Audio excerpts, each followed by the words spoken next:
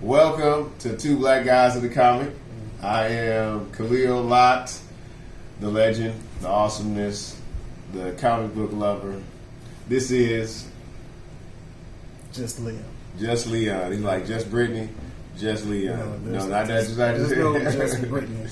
So anyways, today we're here to talk about the state of comic books in this present time. Right. And how we feel about it and what we think should happen next. One of the things that we were kind of concerned about is when we were growing up, comic books was not cool. It was definitely a back alley, like trench coat, wide brim hat, shades. You had to hide to go in the comic book store. I wouldn't say hide. I did because I was a jock. So I was an athlete and I could not be caught with a nerd reading a comic book. I truly didn't care because I was a nerd. I didn't think there was a division, but that's the way it was. Now everything is mainstream and bought all the way out. And sold out. And sold all the way out. Yes, everything's sold out. So like, what do we do? What do we do as the chosen ones, the people that stayed committed to? What do we do as they basically rape our culture and just destroy our community?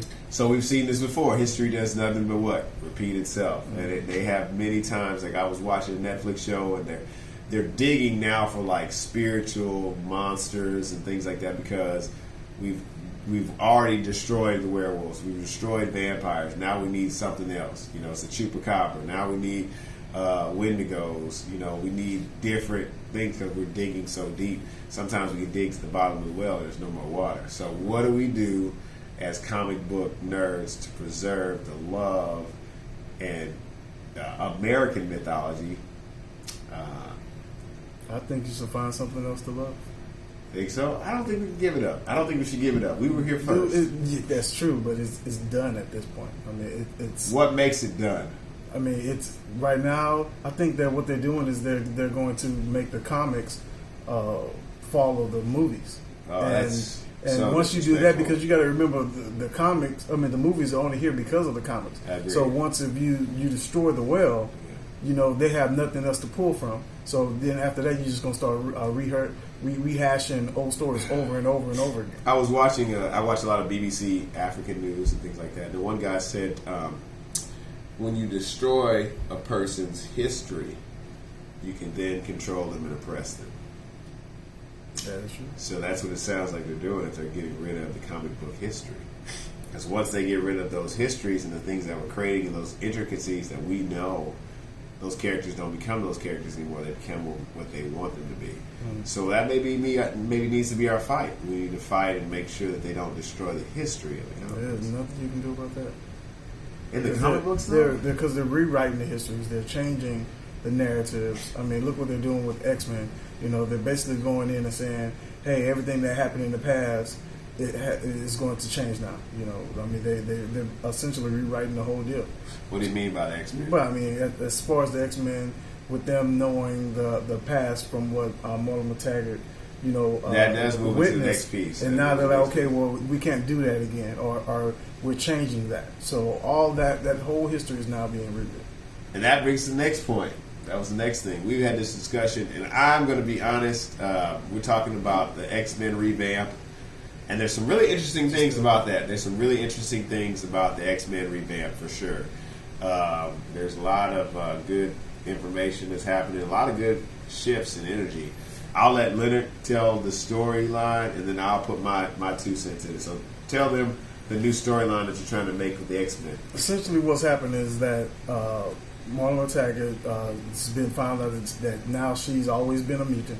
And so that's a rewrite. Look, that's a rewrite right there. Because I call Wolf and BS. Out of all these years, he's never read her mind and was able to Cerebro never picked her up, bro. Okay. Cerebro can pick up a fish mutant. If that's the case, what kind of mutant is she for her not to be detected by Professor Eternal. I mean, come on. Well, if they would have said that would have been a better idea. Yeah. But anyway, so as it stands right now, she's a mutant with the power of reincarnation. Kind of like a Groundhog Day, where she can just keep reliving the same life over and over again. So that one great power. That explains why she keeps all her memories. So that explains why she's able to get doctors and everything faster and faster each timeline. Each time she comes back to life. So now she's essentially giving Professor X all this information, and he's decided that hey, co living with humans is not an option. Feasible option. It's not something that can be accomplished, obviously. Because I think she's lived how many times, like what, 7 or 9 different lives, something like that. And so basically, Professor X is going to now join with Apocalypse, Sinister, Magneto, and they're going to create their own island, and they're going to pretty much house all the mutants and keep them safe from humanity. So at this point, humanity is looking at them like they're a superpower, and most likely they're going to end up fighting. So now Professor X and the X-Men are essentially bad guys. Well, I guess depending on the way you look at it, if they're considered bad guys or not. Because really they're just trying to protect. They're not bad guys, it's self-preservation. Well, they just want to protect their own people, but there's going to, humans by nature are fearful. And they're not going to understand all these powerful mutants. And then on top of that, these mutants all live together, that's a power kid. It's going to be one mutant. How do you control? It's not going to like. There's some mutations that are not feasible for living in community living. Exactly. There's some mutants who radiate radiation. There's some mutants who are on fire. There's some mutants who create plagues when they touch people. Mm-hmm. So that's going to be kind of a tricky scenario. But I would say this. I feel like, my first point is I am tired. I am so tired. I am so tired of the X-Men. Like, I love the X-Men, but I am so tired of the X-Men. I think that's why they decided to change it. Because it's like, dude, I'm so tired of that. I'm just tired of, like, Cyclops and Wolverine battling over Jean Grey. I'm tired of Nightcrawler trying to find his mom and having mom issues. I'm tired of Iceman being whacked. That's one of the reasons. I'm tired of Archangel losing his wings every time. I'm tired. But I will say with the X-Men, I think that this shift is very sensitive to the social climate and the world that we live in at this time. I like to bring back. I think the great thing about American mythology and comic books is that we relate with each character in a different level, and I feel like we relate with these characters as African Americans because we tend to be hunted at this time. We are going through a lot of persecution, even though it may be subtle, even though it may be these isolated incidents, but those isolated incidents become then a major incident when you add them all together. Right. And so I can relate with the idea that, hey, maybe separate but equal is a good idea. Maybe Plessy versus Ferguson was not a good judgment for integration. I'm not saying that integration is a bad thing. It is a great thing. But I know that there's many places you can go and you can find a Chinatown. The thing about integration, you can find a little Mexico. They were supposed you can find a small Italy, stores, right? But you can never find a small black town. You can never find little Africa. Right. You can't find little African American towns. And so that's where I have the problem. Little India, you always have maybe an Indian or Asian guy in a gas station working a convenience store in the inner city, but you never have it vice versa. And that's where we have the issue. So I would say I agree with that. It seems very, the X-Men have been always a parallel of the African American community, and so I do respect that aspect of it. And I would be interested to see how it's going to turn out. The only thing I would say though is if I'm Professor X, I'm not trusting Sinister, and I'm not trusting Apocalypse. The rest, him and Magneto, they're probably cool, but I don't trust the rest of them. Do you trust those two guys? Well, Sinister I and guess Apocalypse? if you monitor what they're How do you monitor Apocalypse? Yeah, I know. The man is freaking eternal. He's been living since the beginning of time.